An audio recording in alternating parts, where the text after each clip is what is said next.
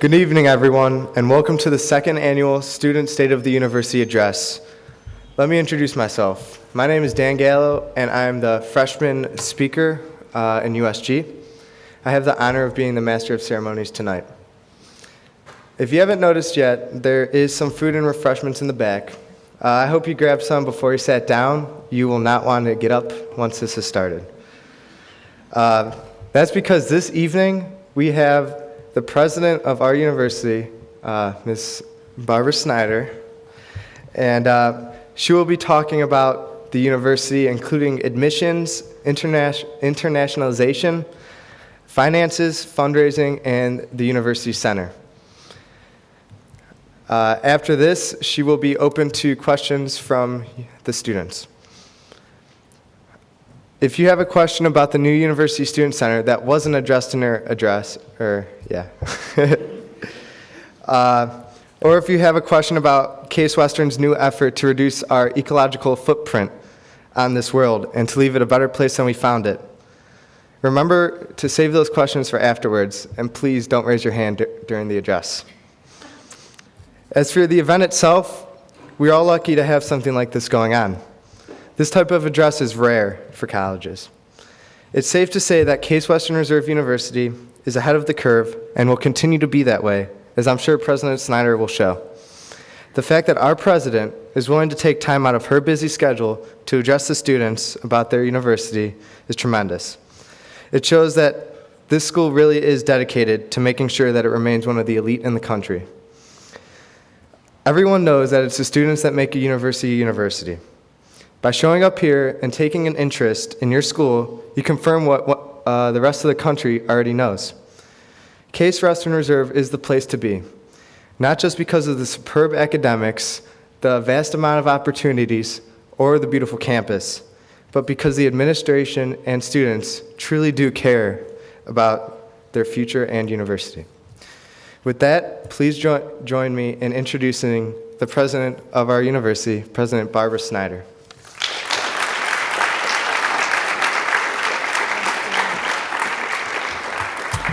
Thank you very much. I want to start by thanking the Undergraduate Student Government for sponsoring this event, and thank all of you for coming. I have a busy schedule, but I hear all the time that our students are going full out every day from 8:30 to at least 11 every single night. So I hope I'm not interrupting your busy day, but I'm glad you made time to come and hear this. This is the second State of the University address given to students, and the idea first came from USG. They thought that it would be a good idea if I would be willing to, I always make a speech to the faculty and staff, if I would be willing to do the same thing for the students with a little bit more of a student orientation. So we didn't know how it would turn out, but we tried it last year and we had a good turnout and some good questions. So I hope we'll have some good questions today, and I hope you'll start thinking about those now. I normally wouldn't say that to an audience because I don't want you to not listen thinking of questions. However, our students are great multitaskers, so I know that you'll be able to listen, think of questions, send 15 text messages, and do an entire problem set just while you're listening to my talk. And that's why you're students at Case Western Reserve and why it's a great pleasure to be president of our university. And so it is great to be here, and I won't mention it, but I've also been interested in following my coverage in The Observer every week, and a certain nickname that I am never going to use. But it has been interesting. Now, a student told me last week that truly this was a term of endearment, and I should take it that way. You probably know that university presidents have to be optimistic by nature, and I am, so I have chosen to believe him.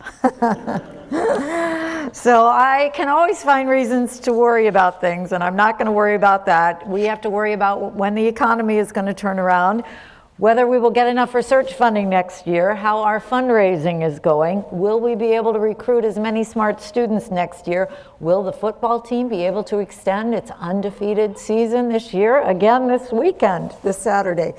So the list goes on. You have your own version. Will I get into graduate school, law school, medical school? Will I get that summer job? Will I get the grade I need on that paper or midterm?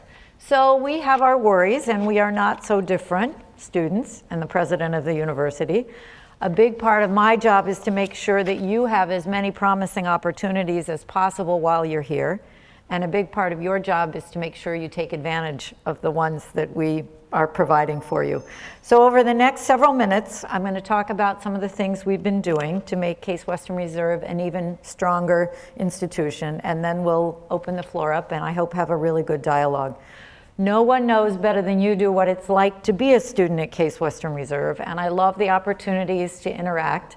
This semester I have these informal lunches with groups of students. I had 15 first-year students in the first couple weeks of the semester, and I had a group of graduate students 2 weeks ago, and I'm having a fireside chat with Glenn Nichols coming up here pretty soon, which is open to anybody.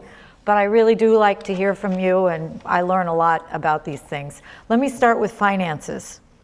As you may have heard, 2009-2010 marked the third year that we managed to finish in the black. We had it's a good thing. We had a deficit a few years ago, and fiscal health is really important to Case Western Reserve's future. It might not seem like it matters that much to you, but I can tell you that it's really critical for our fundraising, because our donors don't want to give to fill a hole. They want to give to things that support what you're doing, scholarships and programs and facilities that will help students. So it has really been a good thing that we've been able to get rid of that deficit and continue to show our donors that we are good financial managers. In 2009-2010, we also had our third consecutive fundraising success. We raised over $100 million for the third year in a row. This year's total was $115.5 million, which is a new record for the second highest amount in our history. We're still going for that #1 year, so we'll get there. Now, I know these multi-million-dollar figures might seem a bit abstract because you're thinking about how you're going to have money for pizza this week, but the truth is that our efforts in this area really do affect you directly. And of course, I have to mention the University Center. This fall, we started the architect selection process. We have a student on the committee. The timeline is to have the building complete by the end of calendar year 2014. And that only became possible because of some really generous donors. Of course, beginning with Tink Veale, who made the $20 million naming gift that was so important to getting the project going. We had received some other smaller gifts before that, but we also, last week, were able to announce on our homepage, and I hope you all saw it, another gift, a significant gift, $10.5 million from the Kent H. Smith Charitable Trust. But until Mr. Veale provided that naming gift in the spring, the University Center was really just a plan, and now it's going to be a reality. And you are going to have a voice in what the center offers. So we've already had opportunities for student feedback in addition to the student representative on the architect selection committee. We are already having these sessions, and there will be more of them once the architect is selected. So you will have an opportunity to help tell us what you're hoping we will be able to put in the building. Last year, we announced another great project for the campus, and that's the Performing Arts Center that will be in the Temple Tifereth Israel building. And we got a great lead gift for that project, $12 million from the Milton and Tamar Maltz Family Foundation to help catalyze the fundraising for that. We've seen huge growth in student interest in our courses and in our extracurricular activities in the performing arts, in music, in dance, and theater. So many of our students are using practice rooms that are not adequate for their needs, and we need to do more to remedy that. We also do not have the kind of performance venues that we would like. And now we're going to have a space that actually inspires our student artists to even greater achievements. So we're excited about that. And I can't give you a definite timeline on that one, although we're working hard to do the main parts of the venue as soon as we can. Fundraising matters for more than just the physical spaces that you use. It's also essential to providing the financial assistance that is one of our university's top priorities. Beginning in the 2004-2005 year and continuing through 2006-2007, that 3-year period, the university raised a total of $27 million for scholarships and fellowships. Beginning in 2007, 2008, and ending in 2009, 2010, we've raised nearly $51 million. So if we can double that every year or two, we'll really be making some progress. More than 90% of our undergraduate students receive some form of financial aid from the university. The average financial aid package here is just under $33,500. And the average need-based award that's part of that total is $22,800. The rest includes loans and work-study opportunities. For our financial aid package, we're ranked number 20 in US News among 260 national universities for providing need-based aid to our students. So we're in pretty good company. We'd like to be higher than the top 20, but we're in pretty good company. We're just behind Brown and Caltech, and just ahead of the University of Pennsylvania. Even though we are in good company, we know we need to do more to give financial aid to our undergraduate students. About 2/3 of our undergraduates borrow money to pay for their educations. And we know that the average loan debt for our students is more than $37,000. And that is a real challenge for students, especially those who want to pursue graduate or professional degrees, because of course those totals will be added to that. So we are committed to reducing the average loan debt for students, and philanthropy is going to be a big part of doing that. Now the good news is that you provide donors many good reasons to invest in your potential. In fact, your engagement contributed to one of the largest gifts we got last year from the Joan C. Edwards Foundation, which gave a commitment of $10 to $12 million in endowment funding to provide scholarships, first for undergraduates and then medical school programs. This organization wanted to invest in a physician pipeline program that would move students from urban high schools through undergraduate programs and then to medical school. They could have done this anywhere in the United States, but they chose Case Western Reserve because we already had a history of engagement with the Cleveland School of Science and Medicine over at John Hay. Our medical students have been engaged in offering after-school academic programs, and our undergraduate students regularly tutor and provide college advice. That investment is going to make one entering student from the Cleveland School of Science and Medicine able to come to Case Western Reserve on a full ride 4-year undergraduate scholarship and then continue on with another full ride to medical school. The first student will get the scholarship this coming fall for the class entering in 2011. But you should know that in this year's freshman class, we welcomed 5 students from that school's first graduating class. We put together the financial aid packages for those students without that endowment. And so I think we will continue to do well in getting students from that school. But it's one tangible piece of evidence of the way that your volunteer work actually makes a difference in the university's future. Another thing that's been really important for us is the climate action plan. I made a decision in consultation with some of the faculty and some of the students during my first year on campus to sign the college and university president's climate commitment. There are over 670 higher education institutions that have joined the effort.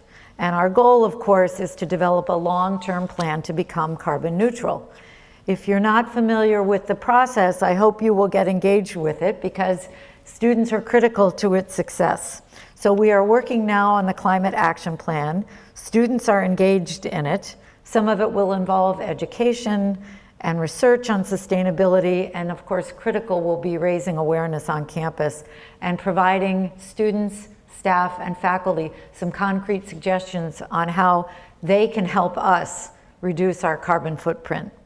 Our goal is to submit the plan by January 15th of 2011. And John Lawyer, who's in our campus planning office, is leading the effort, and it includes several working groups. We also have a student sustainability group, and they have partnered with Accenture to create something that I hope you've already heard of called the Echo Challenge that helps people measure their own individual impact on carbon neutrality. So to learn more about the challenge, just type in sustainability and Accenture in the search box on our homepage, and you'll be able to see how you can measure your own impact and how we can all make a difference.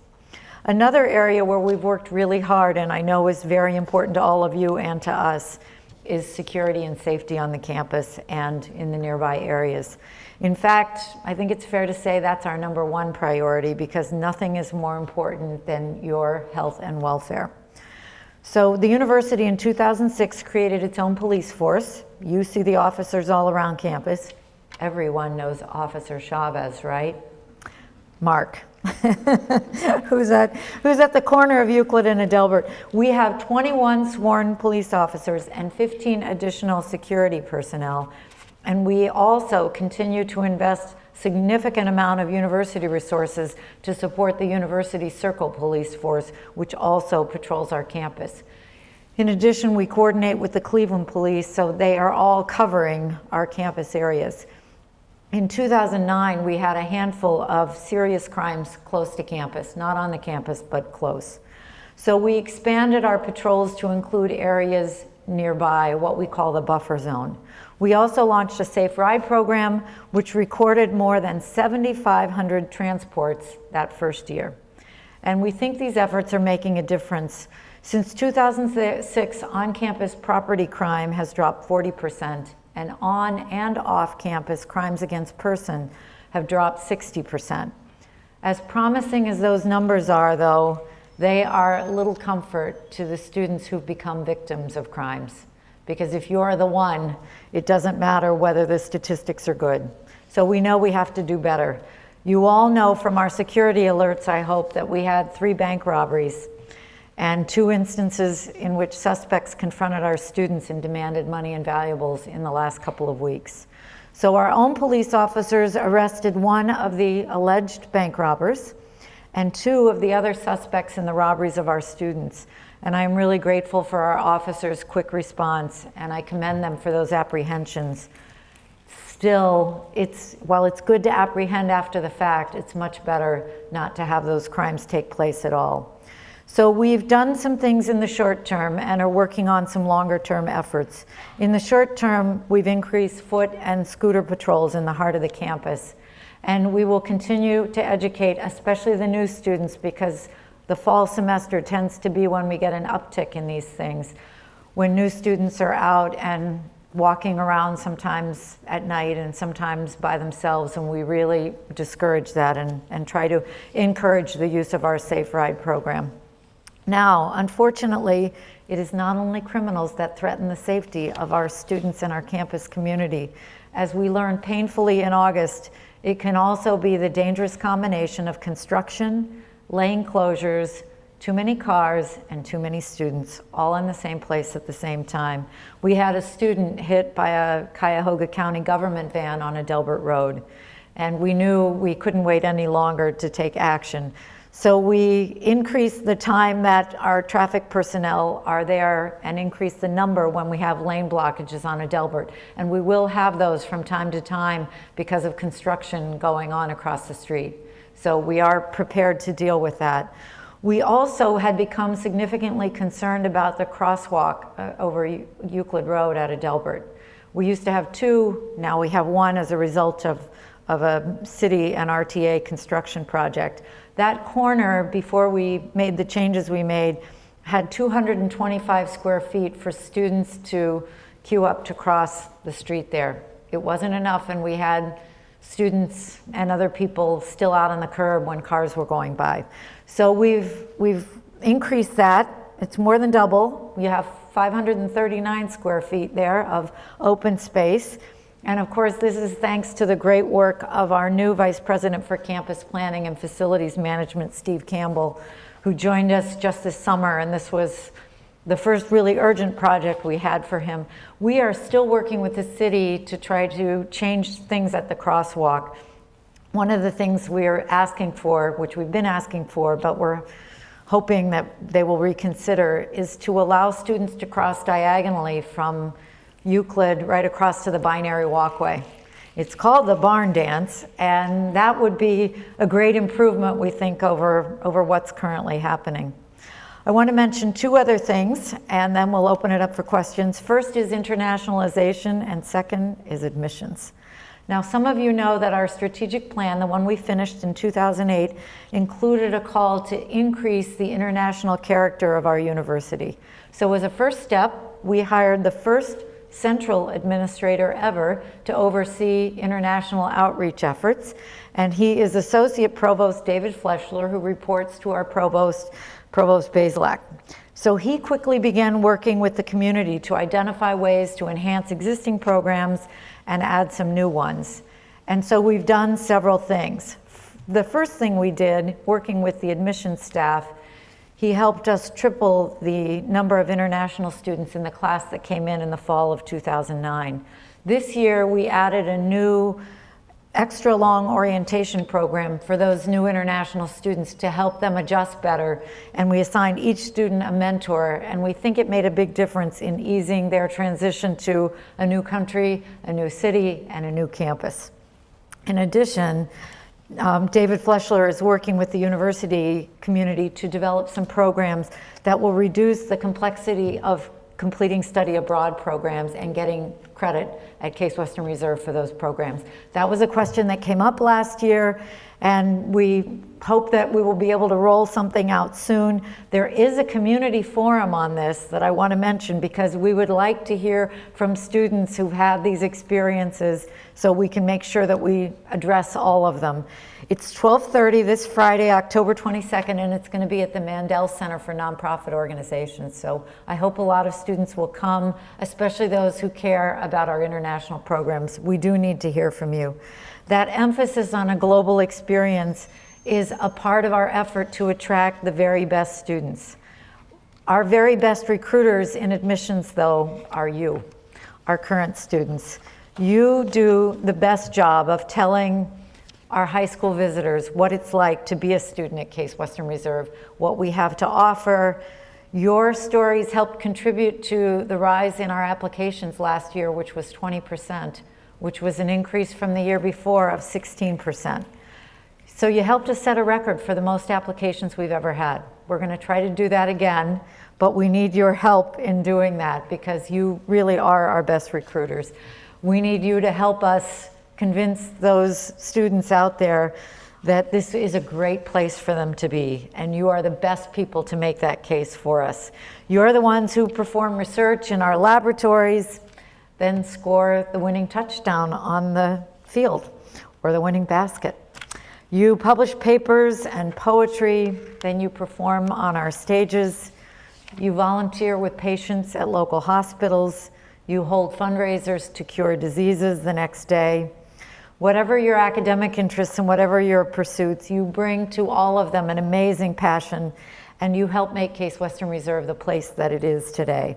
And for that, I thank you. Now we've got a short video to show you some of the stories of our campus, and hopefully that is going to go on right now.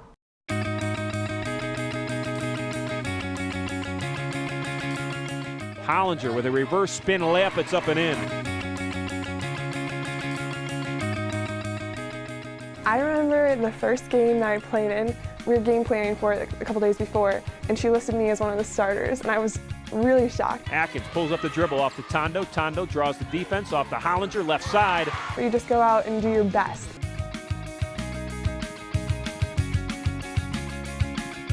I'm trying to make a new kind of green polymer that has the potential to be biodegradable and save lots of energy while still retaining its good properties. It's really interesting.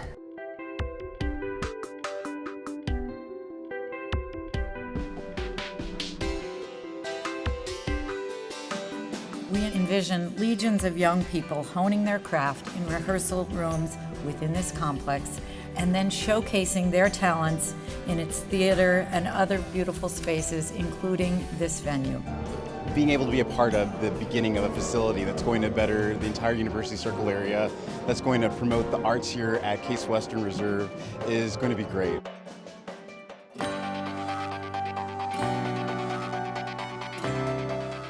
I want to let you know that you represent over 75 teams, which is a record number for us, over 1,100 participants, and to date, at this moment, we have raised over $55,000.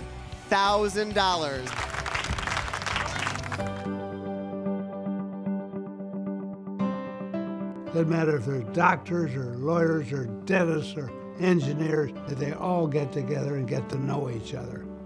It's just going to be great.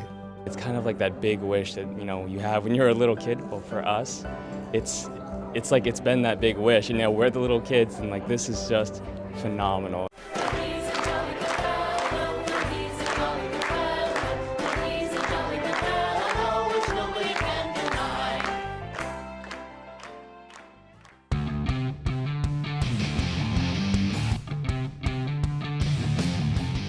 When I'm out there wrestling, you know, I want to attempt to move. Like I did a backflip once in the mats in high school. You know, most kids don't do that. My name is Paula Simpson, and I am a Huntington Scholar at the Francis Payne Bolton School of Nursing. It's been great because I don't have to work full-time and go to school full-time. I've tried that, it's real hard. And now I really can just focus more on the academic portion. I came off of activation last November 2008. I would really like to get involved in traveling to third world nations. There's such a need. I just think it's important to help, and that's what I want to do. I am so honored and thrilled to be part of your special day. I was told as a student body, you all skew nerdy, more MIT than OU. But since the definition of a nerd is a person who is single-minded or accomplished in scientific or technical pursuits, I say bring on the Nerd Fest.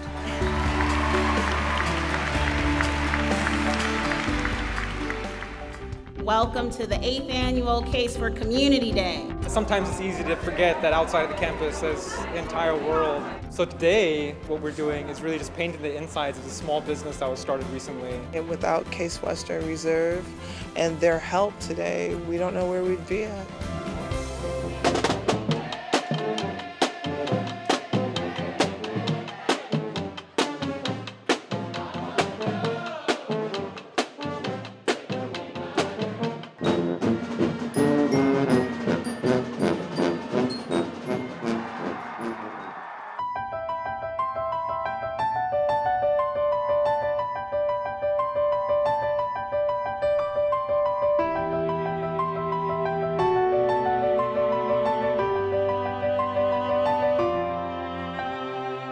Today, Anna's tests indicate that she is cancer-free.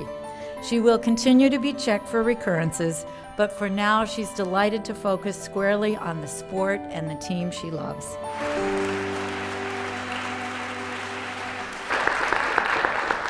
I hope our video did a good job of showing you why we think our students are so extraordinary. We use these clips for different purposes. We show them to donors and prospective donors.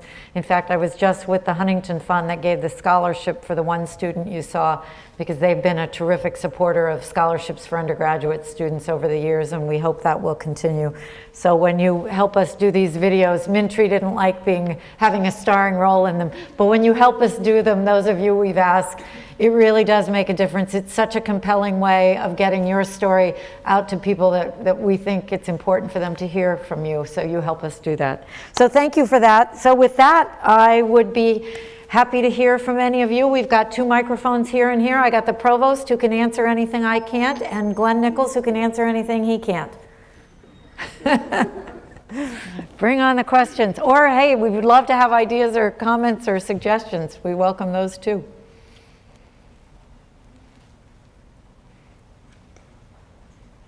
Well, if there aren't any, we're happy to dismiss early. You have one? Okay.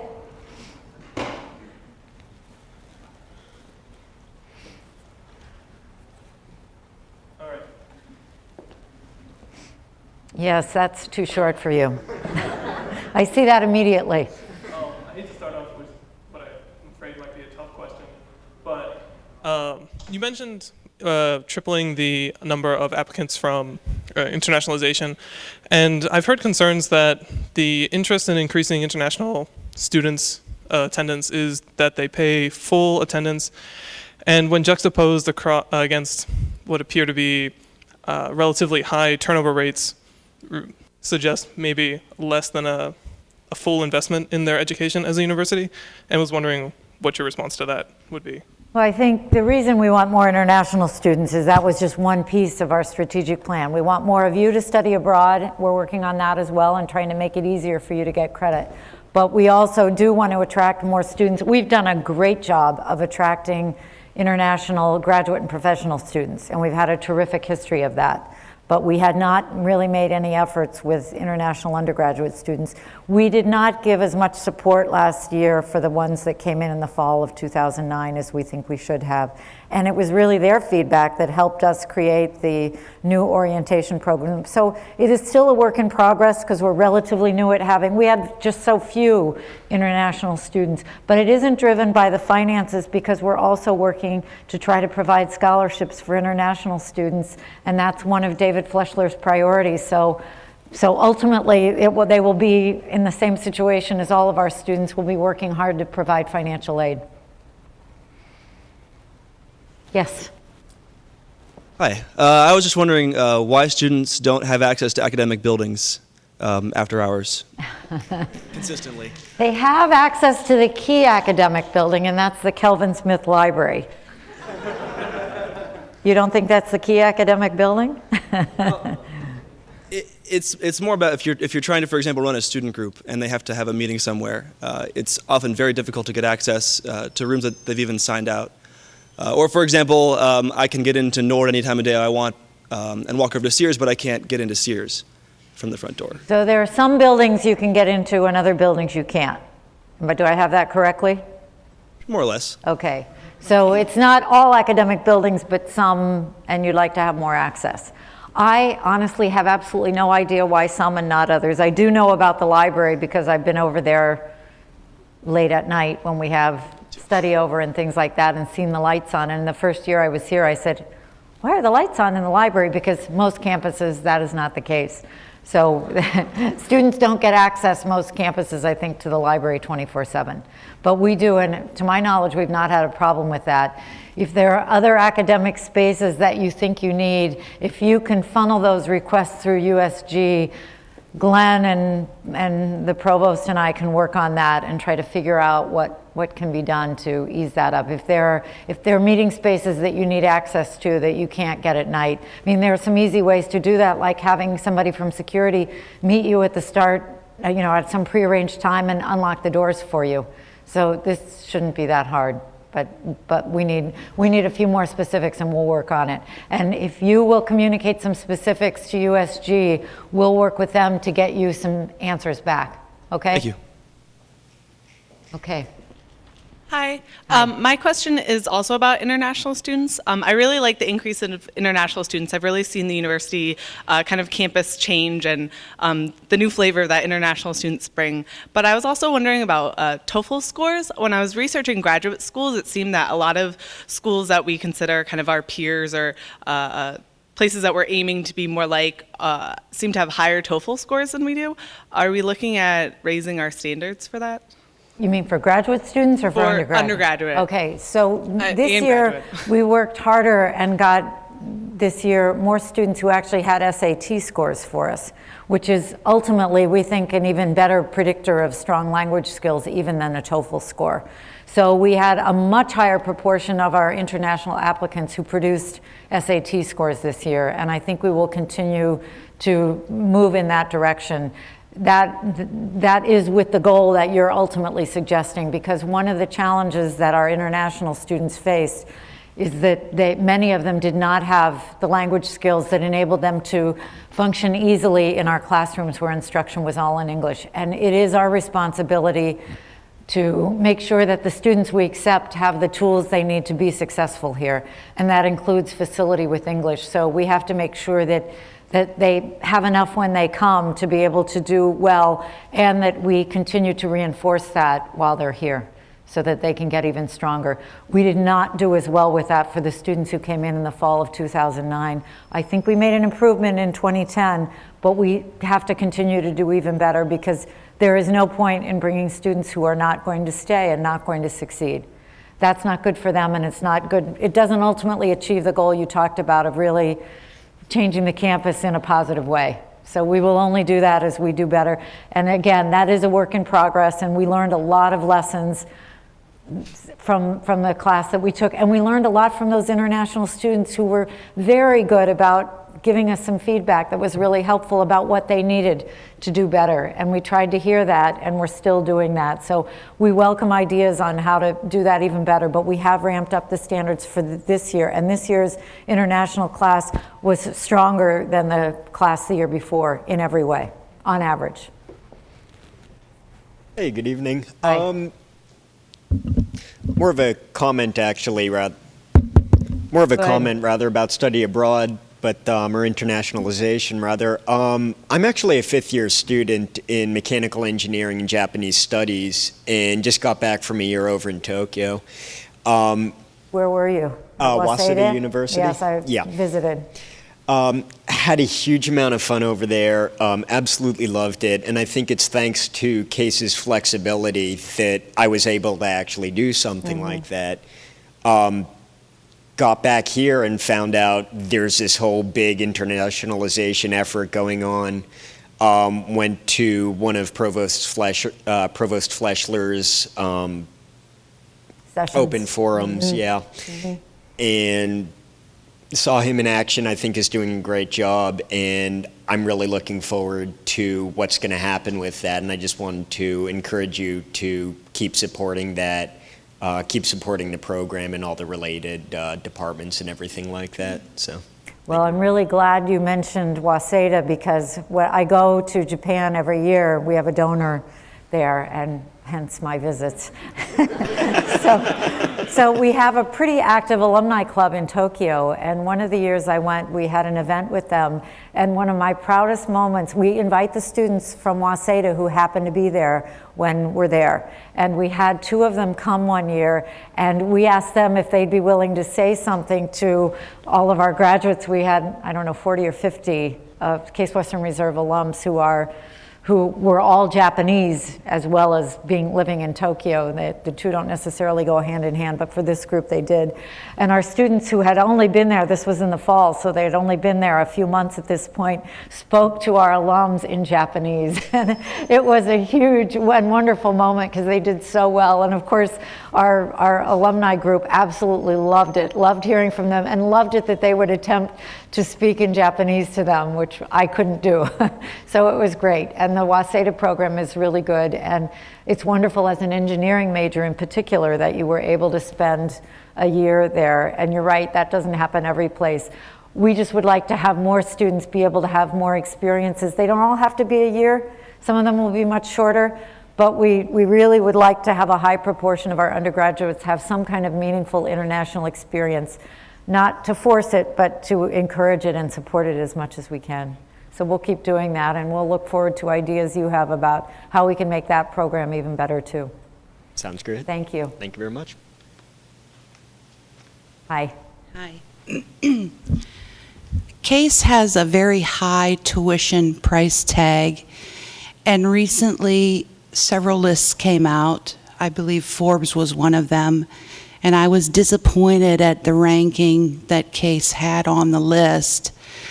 What I'd like to have you address is when you have a high price tag compared to other educational institutions in the Ohio area, I remember part of the orientation cell package was that Case was also very connected with jobs, and jobs is a real issue right now. So I guess I'd like you to reflect or answer to, when the kids pay such a high tuition and they leave and graduate here with big expenses, what is Case doing? Are they still connected well with jobs? We know several graduates that still don't have jobs.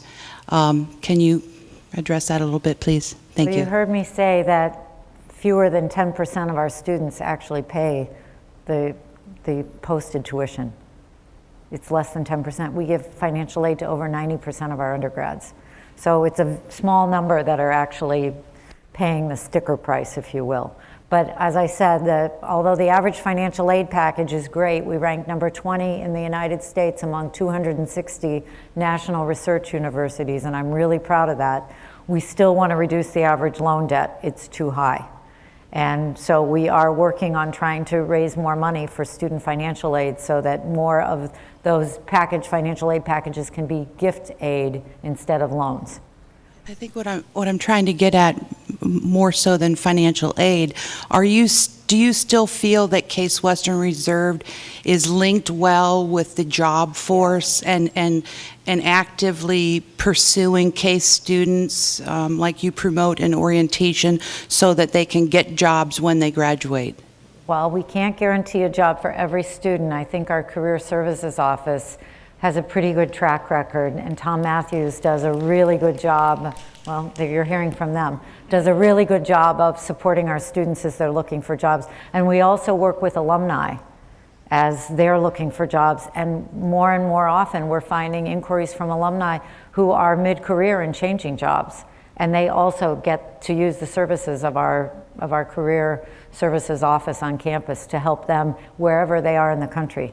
So we believe that's a continuing commitment. Of course, our first obligation is to try to help the students who are here now, but we also want to help our alumni who are going through career changes. And this last few years, because of the economy, has brought a surge of interest on the part of alumni that we have never seen before in staying connected to career services.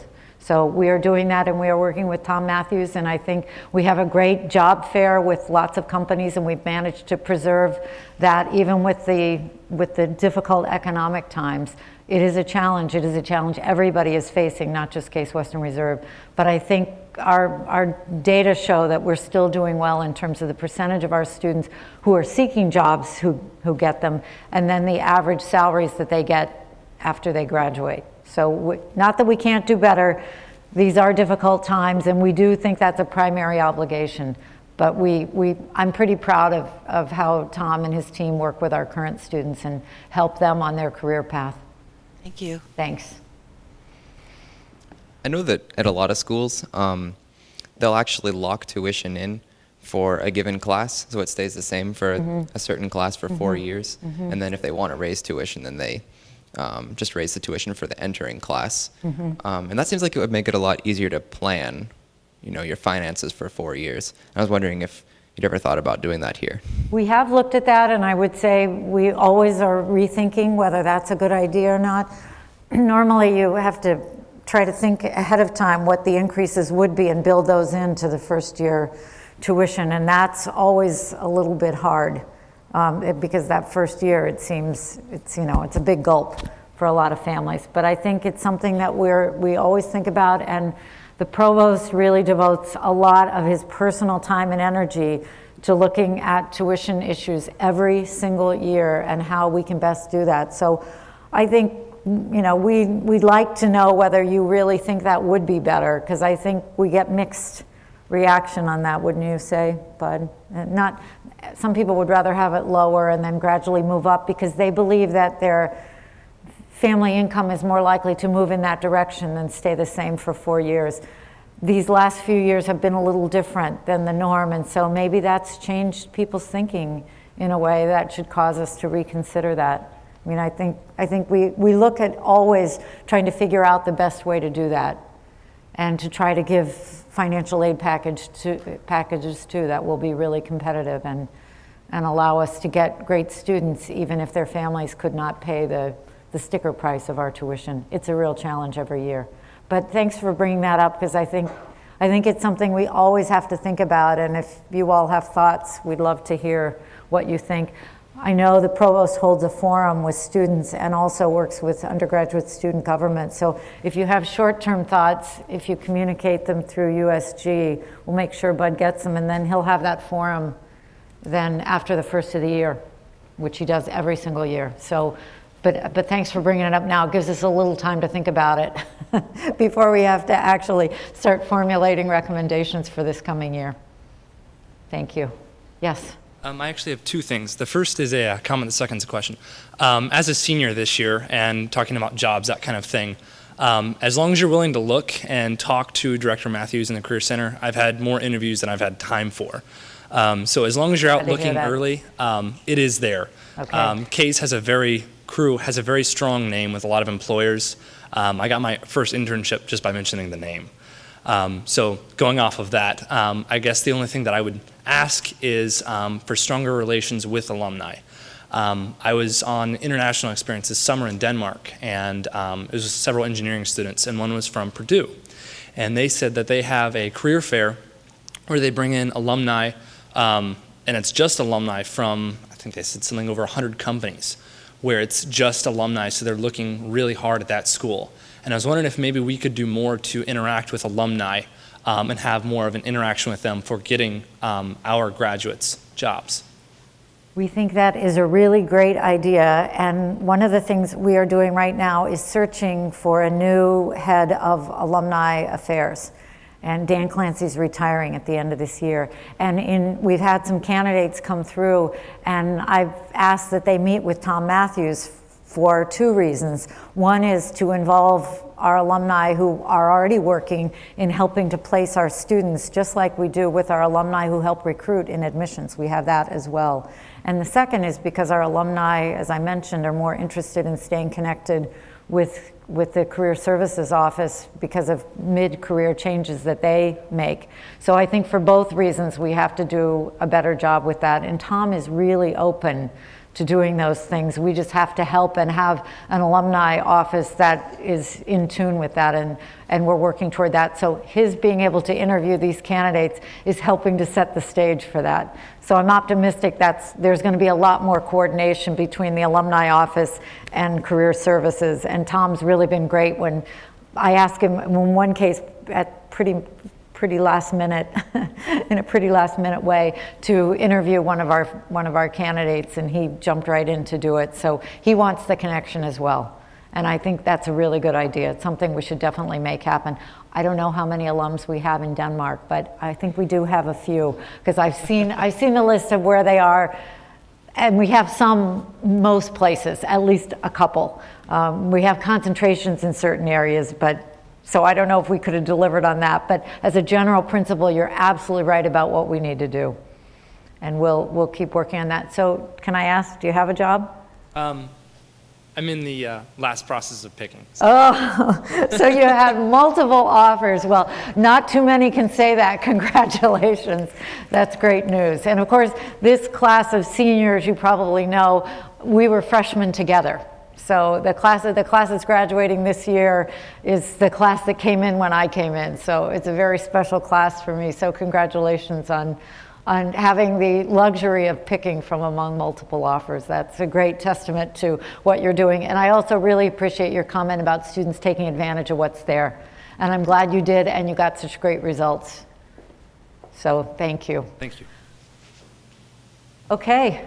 Last question. Hi. In the planning for the new student center, has the university taken into consideration the future of Freiberger Field?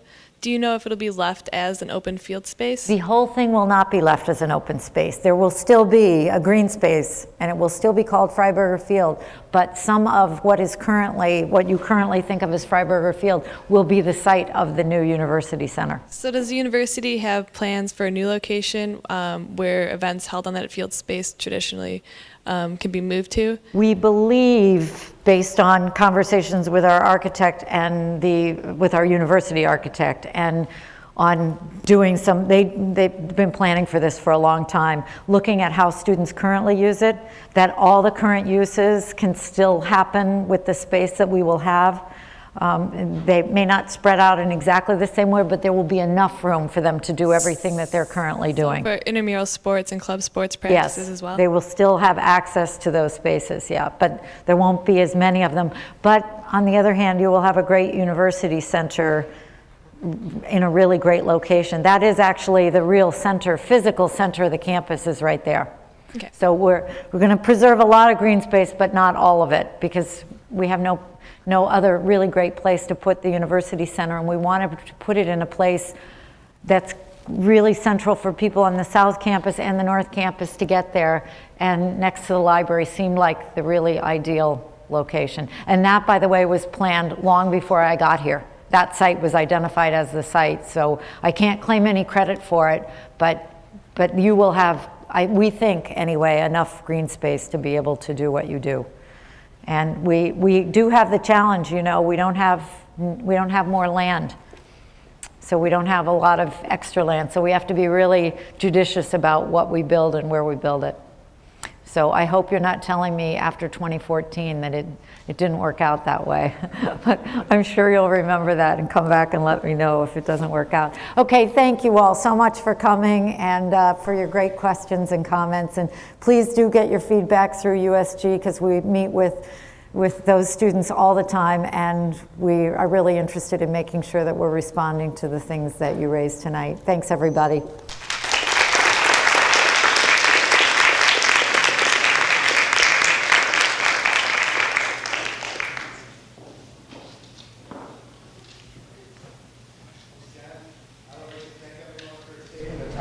Schedule to be with us this evening.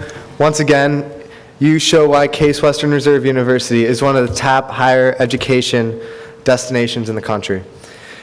Like President Snyder said, if you have any more questions, comments, or concerns, direct them towards usg.case.edu or talk to your USG representative. On behalf of the students, I would like to thank President Snyder for coming out to this evening, and everyone have a nice week.